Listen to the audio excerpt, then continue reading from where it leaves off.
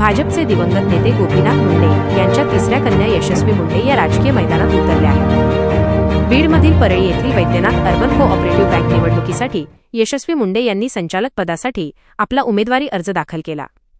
यशस्वी यांच्यासोबत माजी खासदार प्रीतम मुंडे यांनी देखील आपला उमेदवारी अर्ज दाखल केला आहे।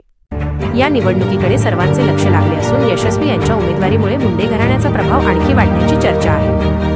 पंकजा मुंडे, प्रीतम मुंडे यांच्यानंतर आता यशस्वी मुंडे या देखील राजकारणात उतरल्या आहेत।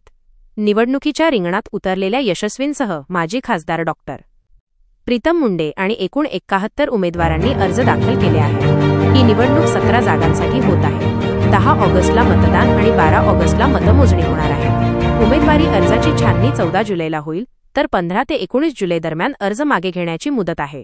यशस्वी मुंडे यांनी अमेरिकेतील प्रतिष्ठित कॉर्नेल विद्यापीठातून शिक्षण पूर्ण केले आहे।